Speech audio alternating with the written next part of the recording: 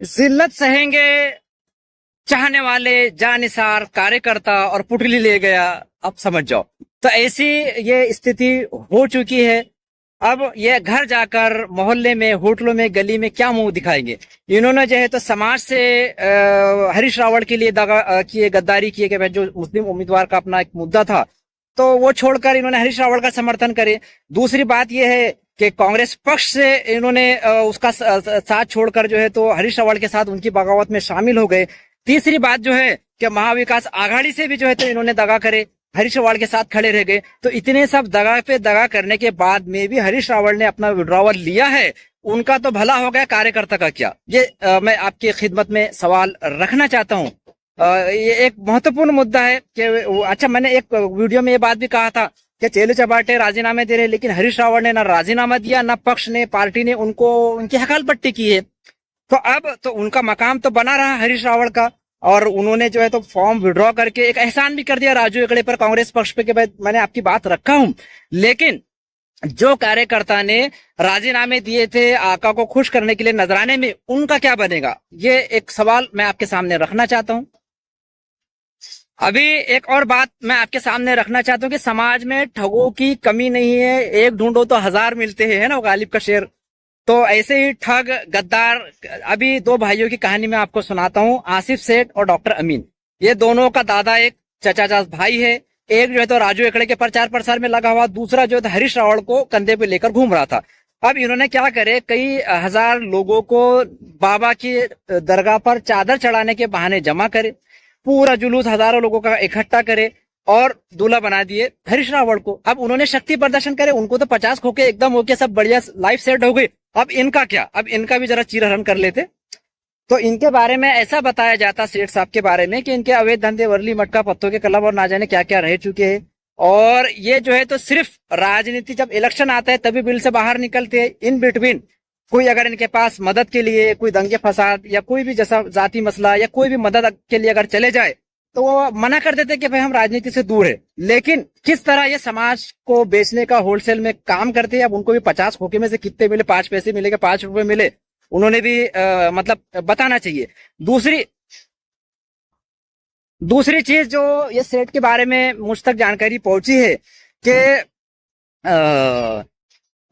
मुस्लिम नौजवानों को इलेक्शन के मौके के ऊपर दारू की लत लगाना इस आदमी का मशगला है। मतलब ये एक्सपर्ट है कि बच्चों को गोश्त मांडा खिलाओ, बियर पिलाओ, पहले जरा हल्की रहती ना, फिर बाद में अच्छी ब्रांडिंग। एक बार उनकी लत लगा दो, ऐसे कई लोगों के घर, नौजवानों की जिंदगियां ये सेठ ने उजाड़ा है। अगर मैं ज्यादा गहराई में जाऊंगा तो ये वीडियो हरीश रावल के बजाय आसिफ सेठ का हो जाएगा। तो अब एक और मुद्दा आप देख लो, इंतजार हुसैन करके जो एक उम्मीदवार इन्होंने खड़ा किए है, तो वो भी जो है तो वो पंचर गैंग का सदस्य है, पंचर डॉन का भाई है, डॉक्टर अमीन, ये नईम जो पूरी मंडली है तो इनका भी रिश्तेदार है ना। तो इन्होंने भी इंतजार हुसैन को खड़ा करे। अब इसमें देखिए, एक डॉक्टर जो है तो अजित पवार गट का है, दूसरा कांग्रेस के लिए काम कर रहा है ना। लेकिन वो अजित पवार का गट का होते हुए आमदार एकले से जुड़ा हुआ है। अब इन्होंने ऐसी षड्यंत्र प्लानिंग करे थे इंतजार हुसैन को, जिसको कोई जानता नहीं है ना। 4 लोग उसके पीछे नहीं है कि उसको 50 लाख दिलाने की भी ये कोशिश में लगे हुए थे, है ना। तो ऐसे समाज के जो आम लोग हैं, आम जनता है, उनको कैसे होलसेल में बेचा जा रहा है, कैसे उनके साथ ठगी हो रही है, कैसे लोगों के जज्बातों को और इमोशंस को जो है तो खिलौने की तरह खेला जा रहा है। अभी हरीश रावल को क्या होने वाला है, 1 पैसे का उसका जो कद है, तो मेरे ख्याल से तो कांग्रेस पक्ष में और बढ़ गया कि उसने आला कमान की बात माना, 50 खोके भी ले लिया, है ना। उसकी तो कुर्सी पावर बढ़ गया, शक्ति प्रदर्शन कर दिया, उसने बता दिया कि भाई मैं क्या चीज हूं। मगर आम जनता का, आम कार्यकर्ता का क्या, ये सोचने का मकाम है। देखिए कैसे पुराने जमाने में पहाड़ों में जाकर जो है तो जड़ी बूटी चुनकर लाते थे, फिर वो उसका घोल बनाकर जो है तो उसका एकदम, जैसे मैं पुरानी जब तीर अंदाजी और जो जंगे होती थी उसकी तरफ मैं इशारा कर रहा हूँ, तो जड़ी बूटी चुन चुन कर लाते थे, फिर उसका घोल बना के उसमें उसके जहर के अंदर तीर बुझा के रखते थे। तो वैसा ही मैं करता हूँ। और फिर आपने जो बचपन में सीरियल देखे रहेंगे कहानी, कि वो ऐसा निकाल के मंत्र फूक के जब एक तीर छोड़ता है तो 1 के 10 होते हैं, 10 के 50 और 100 होते हैं, और कैसे वो अलग अलग निशाने पर जाते हैं, आग उगलते हैं। ऐसे ही मेरे शब्दों के पान है, और एक वीडियो के अंदर मेरे 100 निशाने रहते हैं, 100 जगह वो जो जहर में बुझा के मैं तीर रखता हूँ शब्दों के बाण। तो बहुत दिन से डिमांड आ रही थी कि हरीश रावल, आसिफ सेठ के बारे में भी कुछ बोलो। तो उनके खिदमत में ये बतौर तोहफा मैं वीडियो पेश कर रहा हूँ, जहर से भरे हुए तीर आपकी खिदमत में। धोबी का कुत्ता घर का न घाट का, वीडियो में ये आगे हम डिस्कस करेंगे। जिन चेलो चपाटों ने आका को खुश करने के लिए राजीनामे दिए थे, उनकी स्थिति अभी धोबी का कुत्ता घर का ना घाट का ऐसी ही हो गई है। देखो, उम्र अगर किसी की छोटी हो बड़ी हो, लेकिन अगर वो ज्ञान की तजुर्बे की बातें दे रहा है तो उस पर मशवरे पर अमल करना चाहिए, है ना। तो जरूरी नहीं कि भाई कोई 50 साल का हो तो उसके पास 50 साल का तजुर्बा ही हो। 5 साल के बच्चे के पास में भी जो है तो 50 साल का अनुभव ठोकरे खाकर आ सकता है। अभी हम आते हैं आज के एकदम धमाकेदार मुद्दे की तरफ। मुद्दा है हरीश रावल का विड्रॉवल।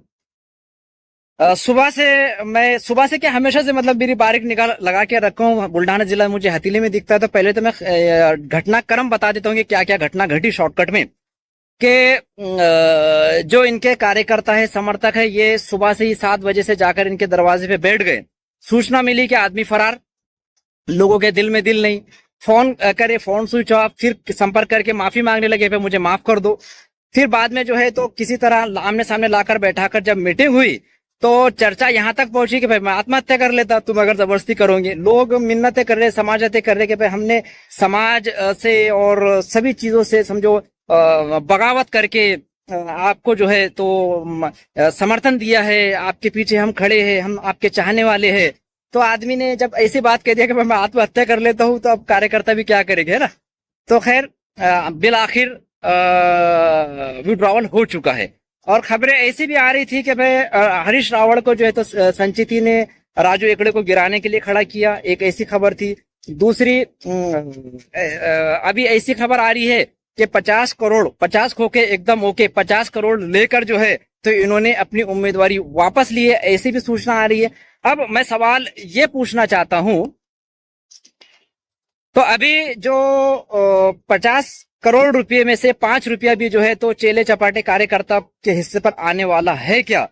और जिल्लत कौन सहेगा गली मोहल्ले में, समाज में, जो इसको कंधे पर लेकर घूम रहे थे